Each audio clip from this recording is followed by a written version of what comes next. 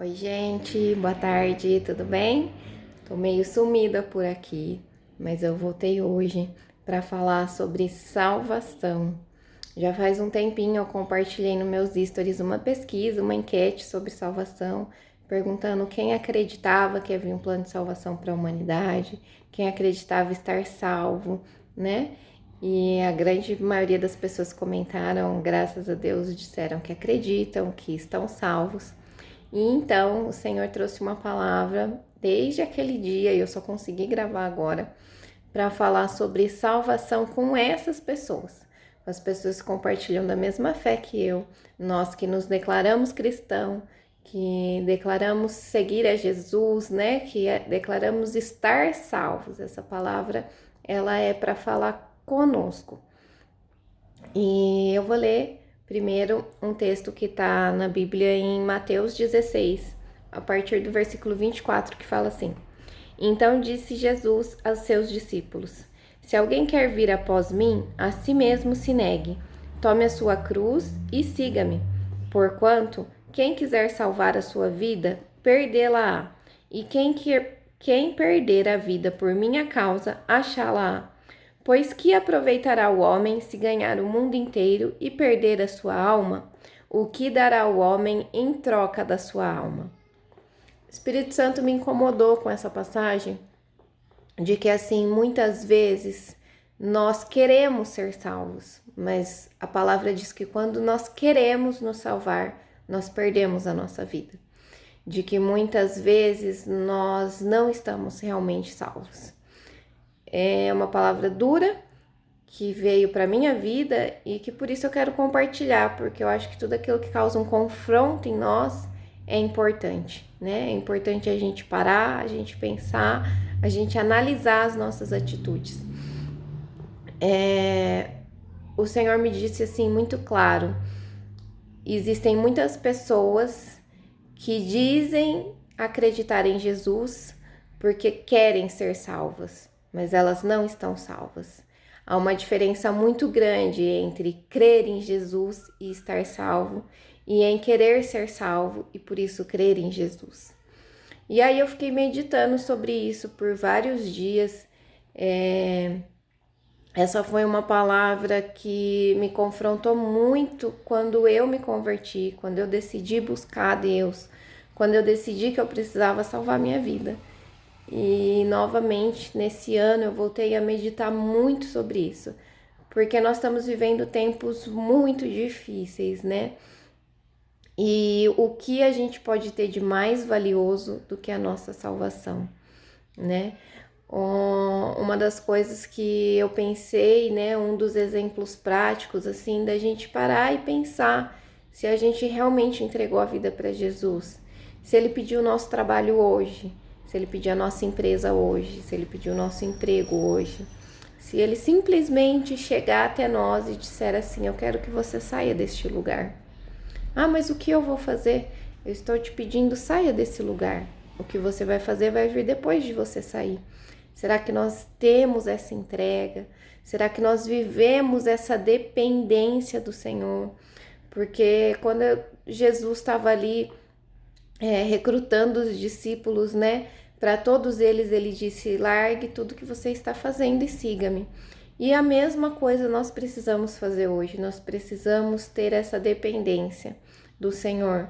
Nós precisamos trabalhar sim, nós podemos seguir a Jesus com o nosso trabalho sim, nós podemos adorar a Deus através daquilo que nossas mãos produzem, mas o nosso coração, ele precisa estar em Deus. A nossa dependência, ela não é do nosso esforço, ela vem de Deus, né? É Ele quem nos sustenta, é Ele quem nos envia a nossa capacidade de trabalhar, a nossa inteligência, o nosso desenvolvimento, tudo depende dEle, né? Só que muitas vezes na nossa caminhada, desde criança, a gente vai aprendendo uma série de valores e a gente vai valorizando pelo exemplo daquilo que a gente vê, e às vezes nós nos apegamos tanto a algo. Para alguns é o trabalho que está tomando o lugar de Jesus, para outros pode ser o próprio casamento. Às vezes a pessoa está tão focada em querer ter um casamento abençoado que o casamento se torna o Deus da vida dela. Para outros são os filhos meus filhos se tornam mais importantes do que o próprio Deus na minha vida, à medida que eu só me dedico aos filhos e eu não tenho tempo para o Senhor, para ouvir aquilo que o Senhor quer que eu faça. Às vezes o seu tempo de cuidar dos filhos já cessou e agora o Senhor quer que você confie em outras pessoas e que você desenvolva outras coisas para honra e glória dele, né? Então essa dependência do Senhor é o que de fato nos diz se estamos salvos. A minha Bíblia aqui, ela tem um estudo, né, um devocional muito lindo sobre essa passagem e eu vou ler porque eu quero compartilhar. E diz assim: a definição de seguir Jesus é comprometimento. Comprometimento exige uma escolha. Jesus não perdeu tempo para chegar ao coração do comprometimento. Os discípulos estariam comprometidos com ele e negariam seus próprios desejos, e eles estariam determinados em seguir seus próprios caminhos. Ou eles estariam determinados em seguir seus próprios caminhos e negariam a Jesus. A escolha por comprometer-se é a mesma para todos os crentes. Ou negamos a nós mesmos, ou negamos a Ele. Seguimos o caminho de Cristo, ou perseguimos o nosso próprio caminho. Falar sobre Cristo não teria sentido sem o andar com Ele. Os discípulos deveriam pegar as suas cruzes. Carregar a cruz era uma declaração pública da autoridade de Roma. Jesus os desafiou a voluntariamente se colocar sob a autoridade de Deus, fazendo a vontade de Deus e a maneira de Deus. Comprometimento exige ação. Não pode ser separado da responsabilidade. O comprometimento se estende além do nosso relacionamento com o Pai Celeste para outras áreas da vida. As palavras de lealdade de Ruth para Noemi não falaram tão alto quanto as suas ações. Ela deixou sua família e sua terra natal para retornar com Noemi a Belém.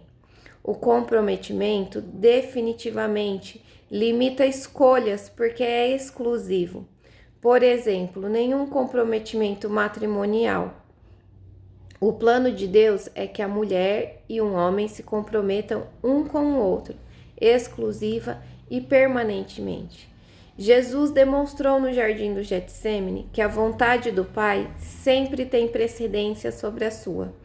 No dia seguinte, ele apanhou a sua cruz, demonstrando que iria fazer a vontade do Pai e da maneira do Pai. Comprometimento constrói fé e desenvolve o caráter.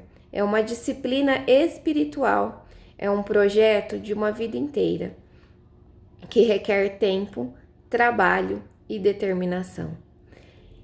Então, ser salvo é estar comprometido com Jesus, é estar comprometido com o plano do Senhor para a sua vida, é estar vivendo de fato o que Ele preparou, porque a palavra mesmo nos disse que se nós queremos simplesmente ser salvos, nós perdemos a nossa vida. Mas que se nós negamos a nossa vida, negamos os nossos desejos, negamos os nossos planos, negamos o nosso próprio entendimento de certo e errado para viver o plano do Senhor, para viver aquilo que Ele espera que a gente viva, então aí sim nós somos salvos.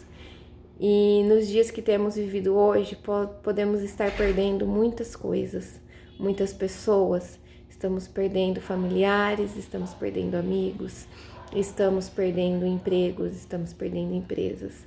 Estamos de fato vivendo um tempo de perder coisas. Mas a nossa salvação é o único bem, a única riqueza que não podemos perder. Ela é a mais importante de todas. Nada pode tomar a sua salvação. A palavra diz que não há mal, não há altura, não há largura, não há profundidade, não há nada que possa nos separar do amor de Jesus quando somos justificados por Ele.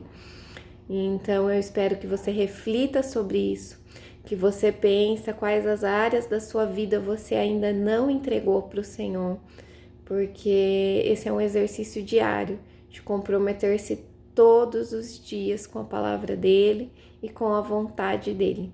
Deus te abençoe e que espero do fundo do meu coração que todos que vão assistir esse vídeo estejam salvos e que, independente das dificuldades desse tempo, nos veremos na glória, na eternidade, junto com o Pai, onde não haverá choro.